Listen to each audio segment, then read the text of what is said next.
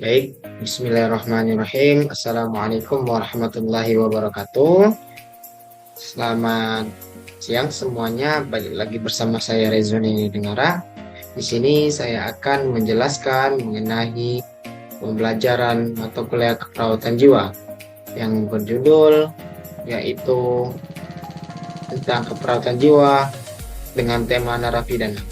Baik, pada sebelumnya kita semua telah menjelaskan tentang materi-materi yang telah kita jabarkan. Nah, pada video kali ini saya mencoba akan menjelaskan mengenai keperawatan jiwa pada narapidana.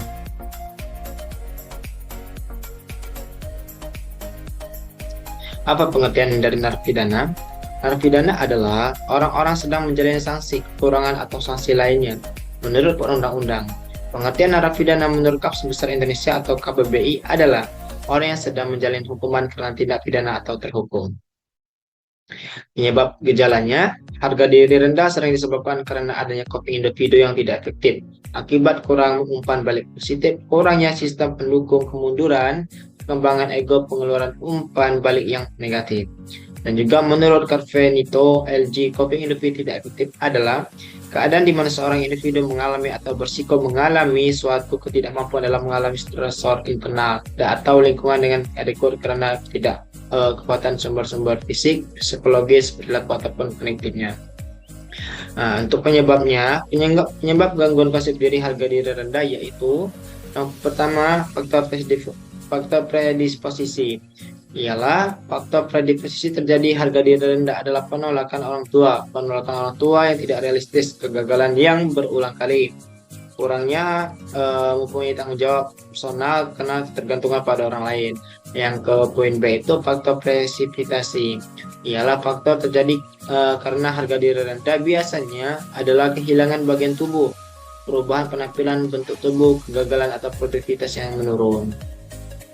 Adapun tanda dan gejala, menurut Mustika Sari, tanda dan gejala klien dengan isolasi sosial ialah yang pertama itu afek tumpul, yang kedua itu tidak merawat dan memperhatikan kebersihan diri, yang keempat komunikasi verbal menurut atau tidak ada klien tidak bercakap dengan klien atau perawat, yang kedua itu mengisolasi atau menyindir, klien tampak memisahkan diri dari orang lain, F tidak atau kurang sadar terhadap lingkungan sekitar, G aktivitas menurun, kurang energi tenaga, H menolak hubungan dengan orang lain, klien memutuskan percakapan atau pergi jika diajak bercakap-cakap.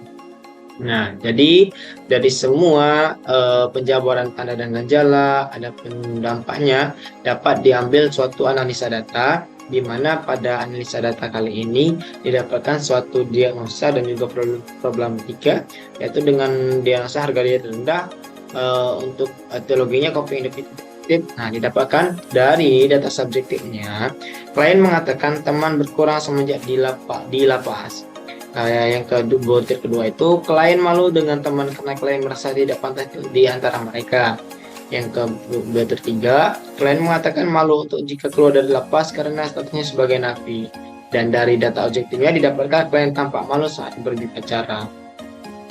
Nah, adapun yang didapatkan dengan keperawatan, tujuan dan kriteria hasil dari intervensinya, harga diri rendah berhubungan dengan coping individu tidak efektif.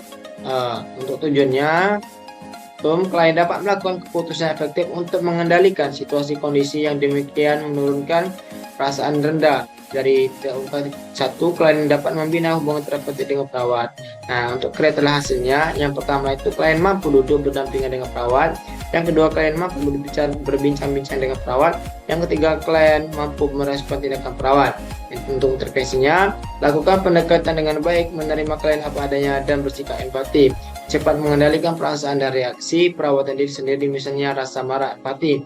Yang tiga, sediakan waktu untuk berdiskusi dan bina hubungan yang sopan antara kedua belah pihak, antara klien dan juga perawatnya. Nah, untuk yang kedua itu klien dapat mengenali dan mengekspresikan emosinya. Nah, didapatkan juga kriteria hasilnya, klien dapat mengungkapkan perasaan. Yang kedua, klien mampu mengenali emosi dan dapat mengekspresikan apa yang dia rasakan. Nah, ataupun intervensinya, yang pertama itu tujuan emosional yang sesuai, yang kedua gunakan teknik komunikasi terapeutik, dan yang ketiga bantu klien mengekspresikan perasaannya, yang keempat bantu klien mengidentifikasi situasi kehidupan yang tidak berada dalam kemampuan dan mengontrolnya. Dorang untuk menyatakan secara verbal perasaan yang berhubungan dengan ketidakmampuannya. Itu adalah poin yang kelima. Nah, untuk yang ketiga, kalian dapat memodifikasi pola kognitif yang negatif untuk intervensinya. Untuk kriteria hasilnya, kalian dapat mengidentifikasi pemikiran yang negatif. Yang kedua, kalian dapat menurunkan penilaian yang negatif pada dirinya. Untuk intervensinya, diskusikan masalah dihadapi klien dengan memintanya untuk menyimpulkan. Yang kedua, identifikasi pemikiran negatif klien dan bantu untuk menurunkan melalui elucidasi. Yang ketiga, evaluasi ketetapan persepsi logika dan kesimpulan yang dibuat klien. Yang keempat, bantu klien menerima nilai yang dimiliki atau perilaku atau perubahan yang terjadi pada dirinya sendiri. Nah, untuk yang keempat, kalian dapat berpartisipasi dalam mengambil keputusan yang berkenaan dengan perawatan dirinya. Satu, klien mampu menentukan kebutuhan untuk perawatan pada dirinya. Dua, klien dapat berpartisipasi dalam pengambilan keputusan. Jadi untuk kriteria hasil tadi dan untuk intervensinya, yang pertama itu libatkan klien dalam menetapkan tujuan yang ingin dicapai. Yang kedua, motivasi klien untuk membuat jadwal aktivitas perawat dirinya. Yang ketiga, berikan privasi sesuai kebutuhan yang ditentukan. Yang keempat, berikan responsemen positif tentang pencapaian kegiatan yang sesuai dengan apa yang telah ditentukan. Dan yang terakhir, sekian, terima kasih. Baik teman-teman semuanya, tadi sudah saya jelaskan bagaimana pengertian keperawatan jiwa pada narapidana, sudah saya jelaskan, saya jabarkan penyebab dan gejalanya, dan juga bisa jadi penyebab gangguan konsep diri, harga diri rendah, dan juga tanda-tanda gejala sudah saya jelaskan.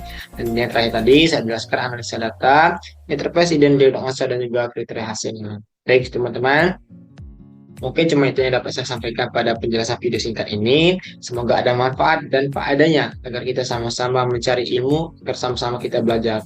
Mungkin cuma itu yang dapat saya sampaikan. Pada Allah saya mohon ampun. Terima kasih atas perhatiannya. Jangan lupa like, komen, dan share video ini. Saya akhiri. Wassalamualaikum warahmatullahi wabarakatuh.